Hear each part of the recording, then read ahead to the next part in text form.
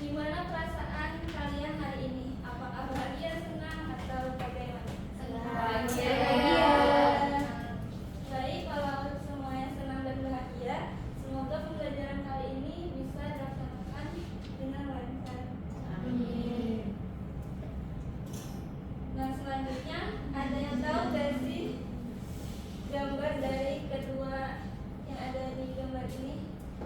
Ada yang tahu yang sebelah kiri gambar apa?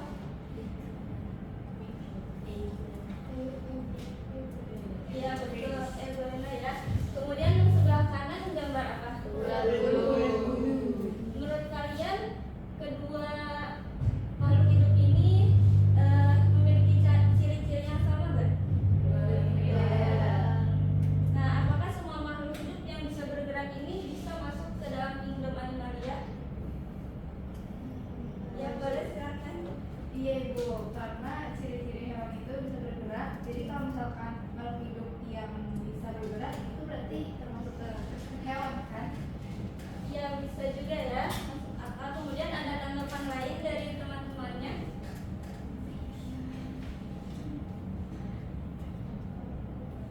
Kalau menurut saya bertentangan sama kayak Bu. Kalau saya ragu, karena ada amuba dan agulena, kan mereka bisa bergerak tapi bukan hewan. Iya, jadi Evelina ini bisa bergerak tapi juga bisa berfotosintesis ya. Kemudian ada lagi yang ingin menanggapi. Silakan. Menurut saya nggak semua kayak makhluk hidup yang bisa bergerak itu masuk ke kingdom Animalia, karena walaupun banyak makhluk hidup yang bisa bergerak, tapi kan sebelum itu ciri-ciri lainnya juga sama gitu. Jadi bergerak itu bukan menjadi dasar kalau dia masuk ke kingdom Animalia. Iya betul sekali ya, boleh beri apa kepada teman-teman. Baik, selanjutnya. Nah, apakah ada yang tahu di sini ada gambar apa? Jamur. Ini jamur di apa biasanya ditemukannya? Betul ya. Kemudian yang sebelahnya ada jamur di roti. Nah, kemudian apakah tumbuhan dan jamur ini termasuk ke dalam kingdom yang sama? Ya. Mungkin ya, karena dia tidak bisa bergerak. Ibu tadi kan kalau dari CJ itu tadi hewan bisa bergerak ya. Dari masuknya ke kingdom Animalia, kalau ini kan nggak bisa bergerak. Jadi mungkin itu bisa masuk ke tumbuhan. Baik, selanjutnya ada yang menanggapi lagi temannya. Boleh ya, silakan. Tapi pertanyaan itu apakah tumbuhan dan jamur termasuk dalam saya sih nggak, karena kan setahu saya kalau jamur itu dia nggak bisa berfungsi ya benar sekali ya. Boleh tepuk tangan juga untuk temannya. Ibu izin bertanya, Ya, apakah dulu jamur dan tumbuhan itu masuk ke dalam kingdom yang sama? Soalnya dia kan sama-sama nggak bergerak kayak Animalia sama Amoeba. ya jadi benar ya. Dulu itu jamur itu termasuk ke dalam kingdom plantae, tapi semakin berkembangnya waktu dan juga yang pengetahuan terkait dengan kingdom ini, maka kingdom juga menjadi lebih banyak, bukan dua lagi. Nanti kita akan bahas ya.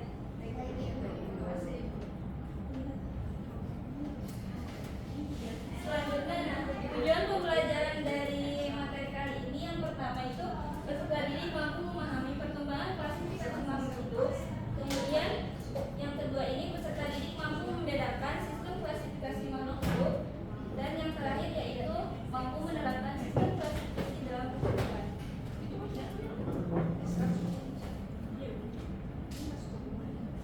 Selanjutnya ada video.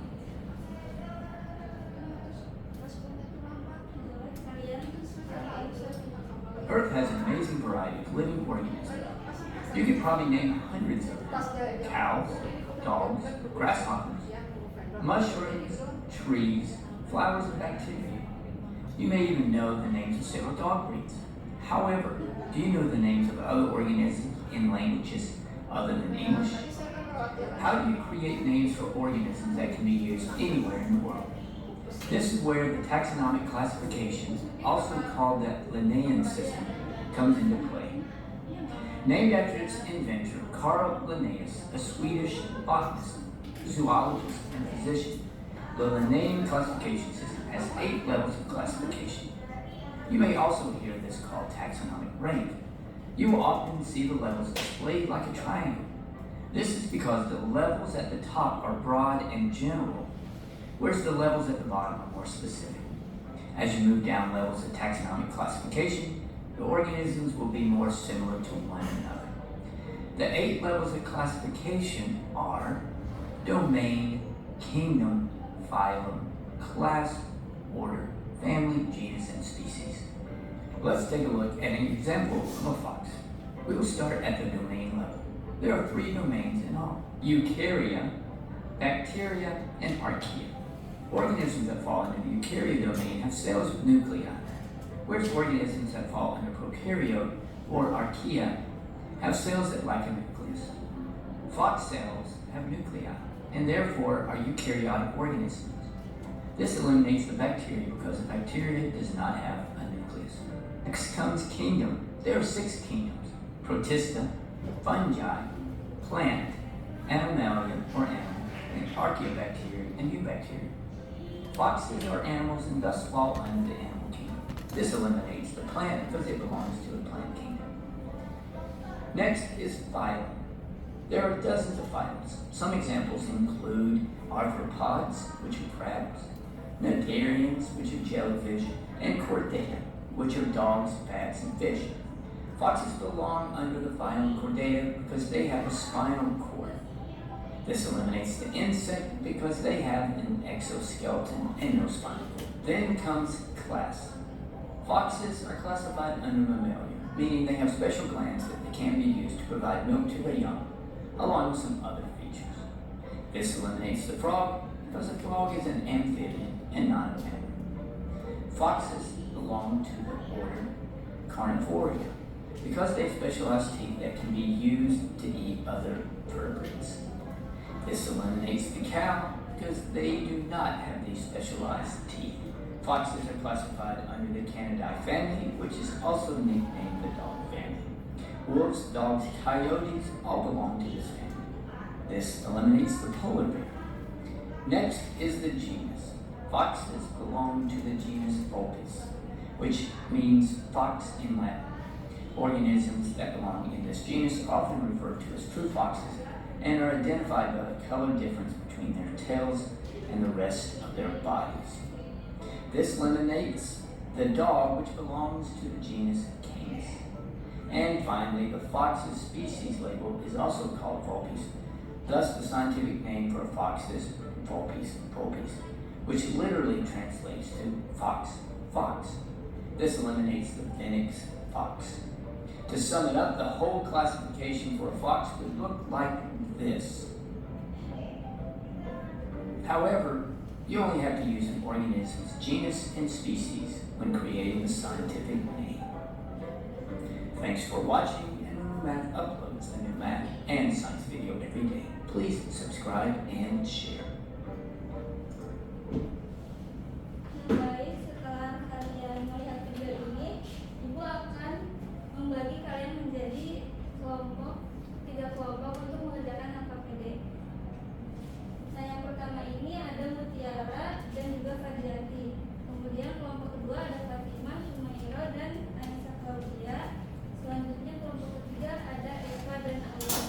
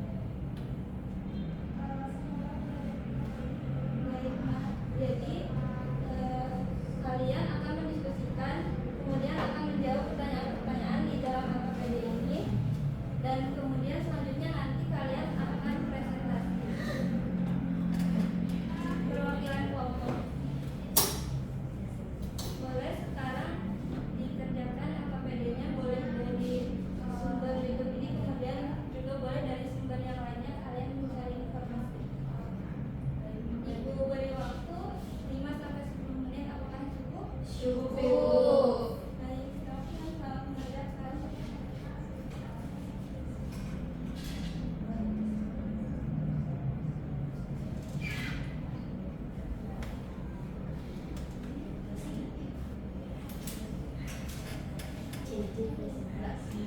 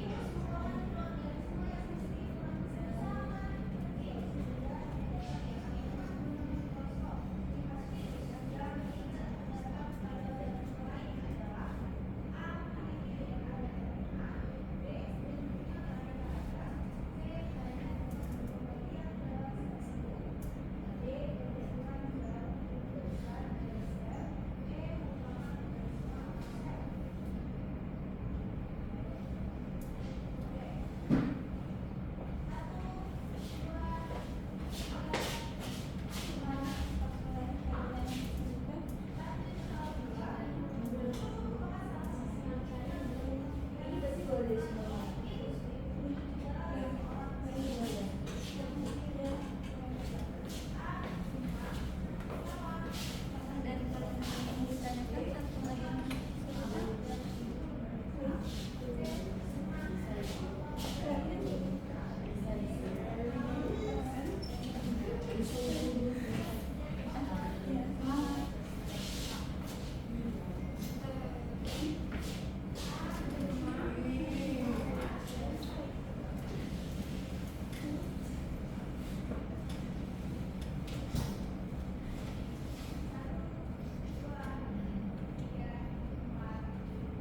Bagaimana, apakah sudah selesai mengadakannya? Sudah. Baik, untuk selanjutnya boleh kelompok satu terlebih dahulu untuk mempresentasikan hasil dari pengerjaan APBN. Boleh perwakilannya?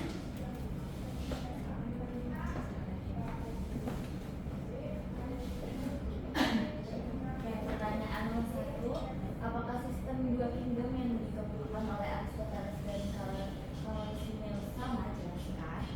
Jadi sistem dua kingdom yang dikemukakan oleh Aristoteles dan Carolus itu masih dalam dua kingdom, yaitu Plantae dan Animalia.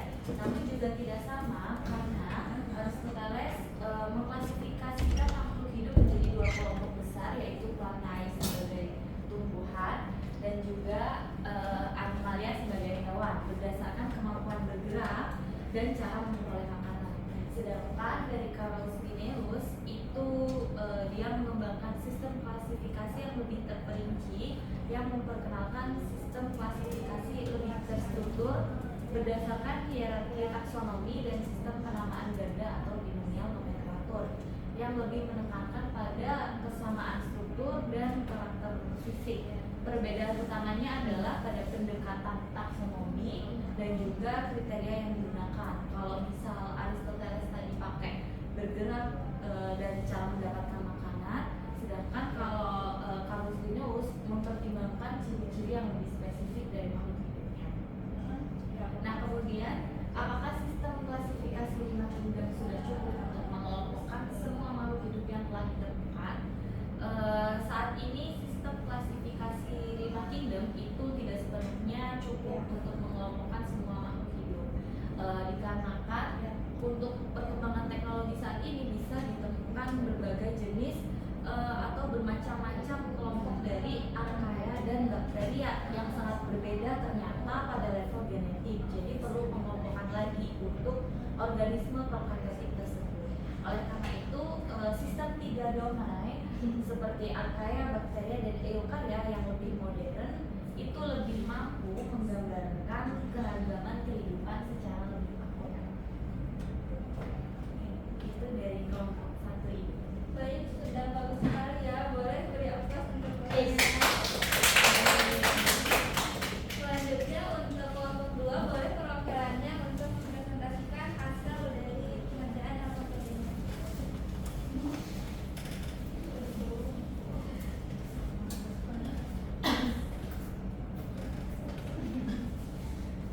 Baik, assalamualaikum warahmatullahi wabarakatuh. Waalaikumsalam warahmatullahi wabarakatuh. Saya perwakilan dari kelompok 2 ini untuk memaparkan hasil dari diskusi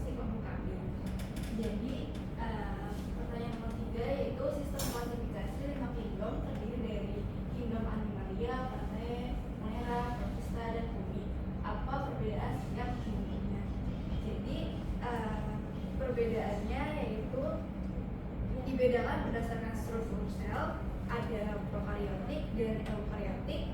Cara mendapatkan makanannya ada autotrof dan heterotrof, terus jenis dinding sel jika ada, dan tingkat organisasi tubuh ada uniseluler ataupun multiseluler. Terus sini monera itu merupakan prokariotik uniseluler, protista itu eukariotik uniseluler atau multiseluler sederhana. Lalu fungi itu heterotrof dengan dinding sel kitin. Ada plantae autotrof multiseluler dengan dinding sel selulosa, dan animalia heterotrof multiseluler tanpa dinding sel. Kemudian yang nomor 4 itu mengapa fungi memiliki kingdom sendiri. Padahal sekilas mirip dengan tumbuhan. Apa perbedaan dasar antara fungi dan plantae yang membuat mereka diklasifikasikan dalam kingdom yang berbeda? Jadi fungi ini memiliki kingdom sendiri karena perbedaan mendasar dalam cara memperoleh makanan dan struktur selnya. Fungi itu merupakan heterotrof yang berarti mereka mendapatkan makanan dengan cara mengurai bahan organik, sedangkan plantae adalah autotrof yang menghasilkan makanannya sendiri melalui fotosintesis. Selain itu, fungi memiliki dinding sel yang terbuat dari kitin, sedangkan tumbuhan memiliki dinding sel yang terbuat dari selulosa. Karena perbedaan ini, fungi itu dikelompokkan dalam kingdom yang terpisah dari hama. Sekian dari ibu. Apakah dari teman-temannya ada yang menanggapi dari yang kedua? Cukup. Sudah baik, sudah bagus sekali. Terima kasih kelompok 2. Selanjutnya itu untuk kelompok 3 dipersilakan untuk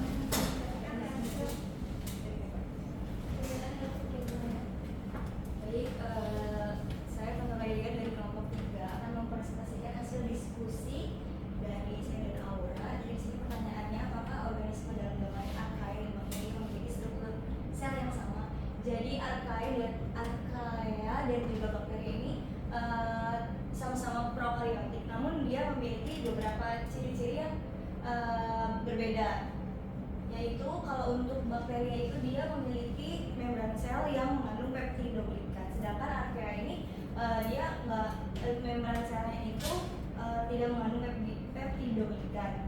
Lalu archaea ini lebih memiliki kesamaan dengan eukarya, sedangkan dia memiliki beberapa perbedaan dengan bakteria. Lalu untuk pertanyaan selanjutnya, bagaimana materi klasifikasi dapat dimanfaatkan dan diterapkan dalam membantu kegiatan sehari-hari? Jadi materi dari klasifikasi ini tentu saja tadi pada materi sebelumnya telah dibahas bahwa dia dapat membantu kehidupan keseharian kita, tentunya dalam mengorganisir, terus juga mengelompokkan, dan juga kita bisa memudahkan dalam menentukan sesuatu yang kita inginkan. Mungkin itu hasil diskusi kami. Terima kasih. Wassalamualaikum warahmatullahi wabarakatuh. Baik, semuanya sudah mengerjakan alfabetnya. Selanjutnya Ibu akan menjelaskan sedikit terkait materi perkembangan klasifikasi.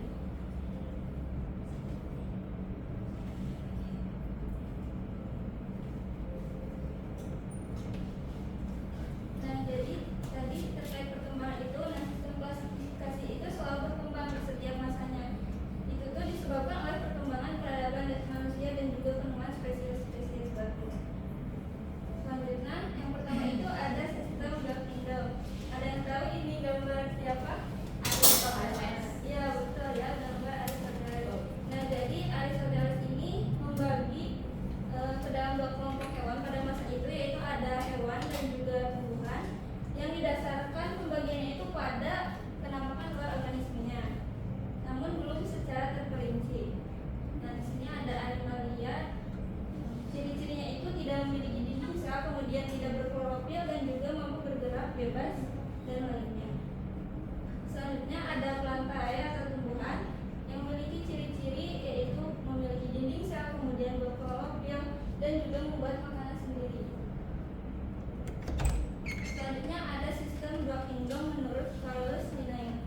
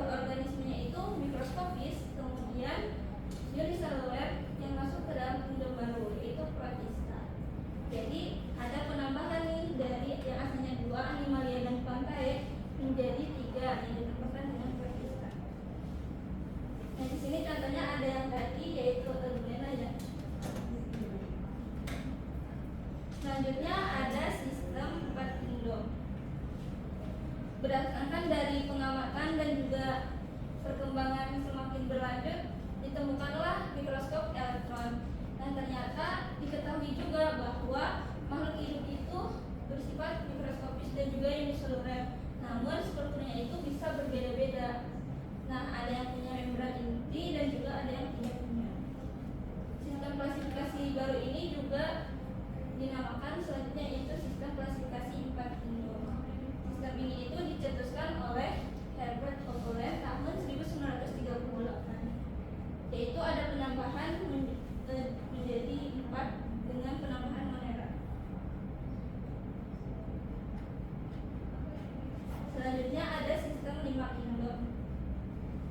Nah, ini tuh adalah sistem 5 kingdom yang paling dikenal ya. Terus yang paling banyak dipelajari juga, yang pertama itu ditemukan oleh Robert Whittaker tahun 1969. Nah, identifikasi pada sistem ini disusun berdasarkan dari kompleksitas selnya, kemudian organisme serta cara memperoleh makanannya. Sistem klasifikasi ini itu ada 5, yaitu menjadi kingdom Animalia, kemudian Plantae, Monera, Protista, dan juga Fungi atau Diana.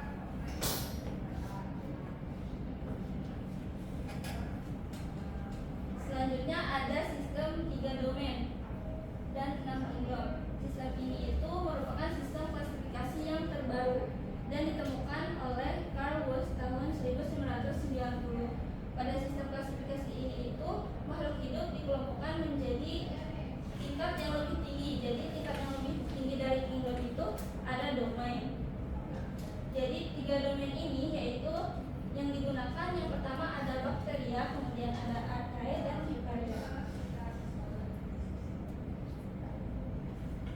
Nah, selanjutnya sistem 3 domain dan 6 kingdom ini anggotanya mirip seperti 5 kingdom, namun ada penambahan kingdom yang baru. Nah, yang asalnya Monera itu meliputi semua jenis bakteri, kemudian dibagi menjadi 2, yaitu ada eubacteria dan archaebacteria.